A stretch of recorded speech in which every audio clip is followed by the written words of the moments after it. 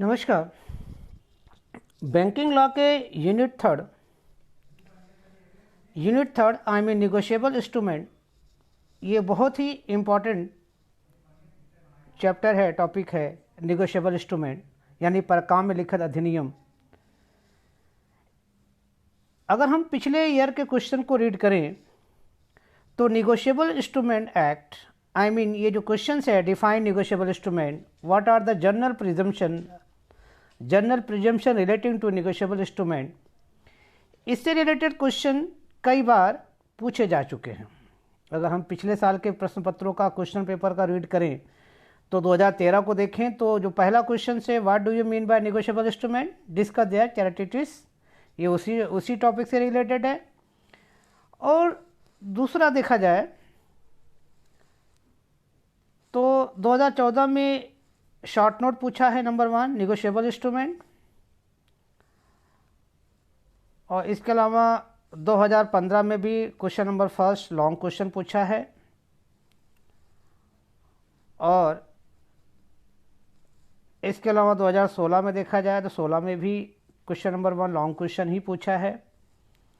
2017 में भी question number 1 long पूछा है। इसके अलावा 2018 में भी what is negotiable instrument, explain it's specialities, ये भी पूछा है, देयर आर सेम टॉपिक। और 2019 में भी क्वेश्चन नंबर 1 पूछा है निगोशिएबल इंस्ट्रूमेंट। तो आइए आज इसी टॉपिक पर हम डिस्कस करते हैं negotiable instrument.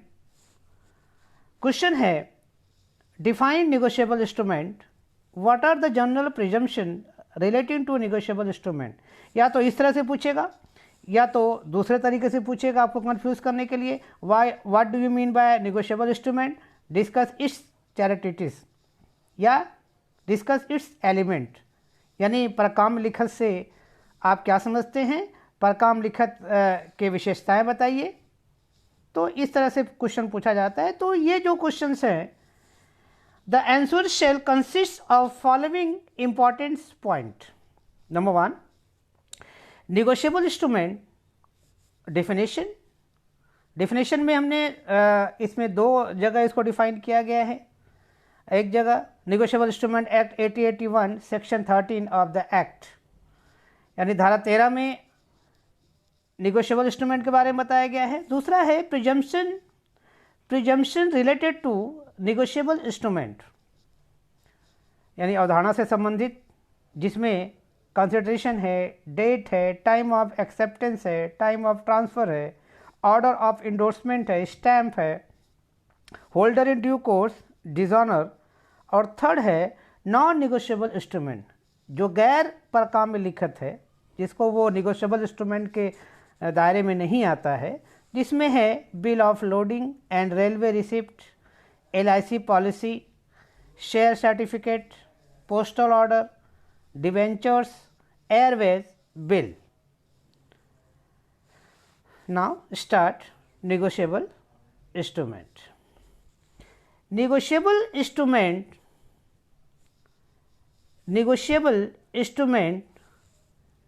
is a written and signed unconditional promise or order to pay a specified sum of money on the demand or at a definite time payable to order or bearer. The Negotiable Instrument Act 1881 does not define a negotiable instrument and merely states that a negotiable instrument means a promissory note, bill of exchange, or check payable either to order or bearer. Section 13 of the Negotiable Instrument Act does not indicate the characteristics of a negotiable instrument, but only state that 3 instruments, check, bill of exchange and promissory note are negotiable instrument. Thus, these are negotiable instrument by statute. Section 13 of the Act does not prohibit any other instrument which bears the essential features of negotiability to be treated as a negotiable instrument according to English law. With regard to the most important type of negotiable instrument, statutes has recognized them as such. For example, blank notes, bill of exchange, including checks, promissory note, bankers, draft, and dividend warrants. Presumption related to negotiable instruments. ध्यान दीजिएगा, under section 118 यानी धारा 118, under section 118 of the Negotiable Instrument Act 1881, as a negotiable instrument is subject to certain presumption as given below. A. Consideration यानी प्रतिफल. Every negotiable instrument shall be presumed to have been made or drawn for consideration. In A.V. Murthy versus B.S.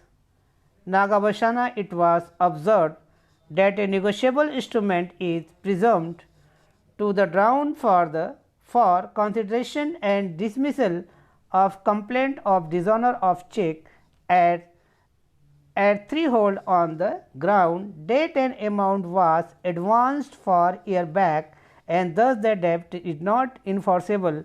Such course is not proper. B. Date यानी दिनांक, तारीख. Every negotiable instrument bearing a date is presumed to have been made or drawn on such date. C. Time of acceptance. Every accepted bill of exchange is presumed to have been accepted within a reasonable time after its date and before its maturity. D. Time of transfer. The transfer of negotiable instrument is taken to have been made before its maturity. E. Order of endorsement. The endorsement appearing upon a negotiable instrument are presumed to have been made in the order in which they appear thereon. Stamp. It is presumed that a lost promissory note, bill of exchange or check was delay stamped. G. Holder in due course यानी सम्यक अनुक्रम धारक. It is presumed that a holder of a negotiable instrument is a holder in due course. However, where the instrument has been received from its lawful owner or from any person in lawful custody thereof by means of an offence or fraud, or has been received from the maker or acceptor thereof by means of an offence or fraud, or for unlawful consideration, the burden of proving that the holder is a holder in due course lies upon him. According to section 119 of the Negotiable Instrument Act 1881, H. Dishonor. Initiate upon an instrument which has been dishonored, the court shall on proof of the protest presume the fact of dishonor unless and until such fact is disproved. Thus, it may be concluded that the following are not negotiable instrument, यानी ये negotiable instrument के category में नहीं आते हैं. Number 1, bill of lading and railway receipt. There are transferable but not pass better title. These are only quasi negotiable instrument. Number 2, LIC policy. It is not fairly transferable by endorsement and delivery. It can only be assigned. It is not a negotiable instrument. Third, share certificate. it can be transferred only through separate transfer deed, and also the defect in title deed conveyed on transfer, it is not a negotiable instrument. 4. Postal order. It is not a negotiable instrument as a defect in title gets passed on the transfer. 5th, debentures. These are long certificates and transferable generally like share. Therefore, these are not negotiable instrument. Airways bill. 6. Airways bill. It is received and does not fulfill the characteristics of a negotiable instrument.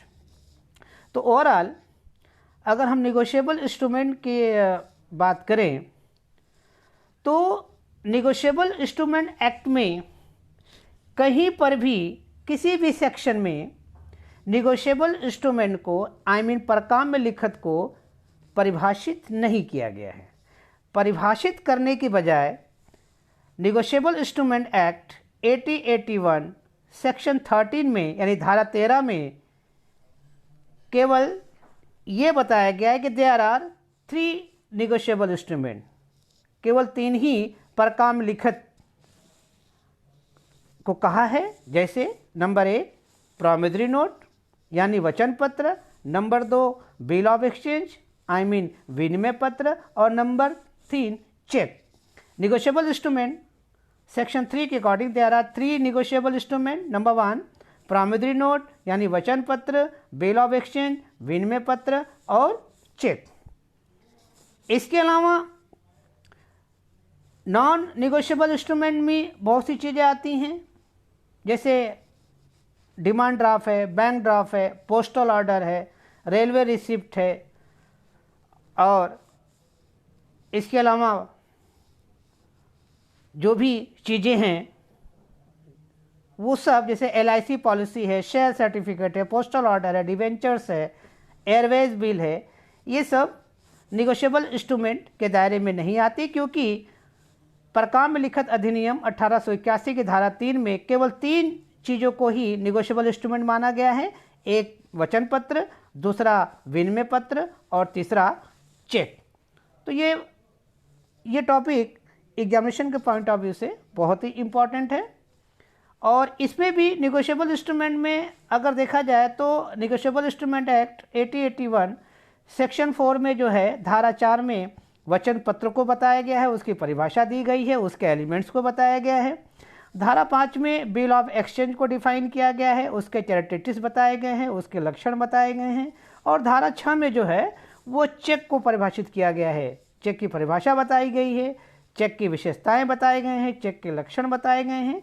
तो negotiable instrument according section 13 for the negotiable instrument act 1881 there are 3 elements, there are 3 negotiable instrument. Number 1 promissory note जो कि धारा 4 में है, bill of exchange जो कि धारा 5 में है, और चेक जो कि धारा 6 में है। तो ये तीनों धाराएं जो हैं 4, 5, 6 ये बहुत ही इंपॉर्टेंट है एग्जामिनेशन के पॉइंट ऑफ व्यू से, उसे आप देख लीजिएगा। Thank you.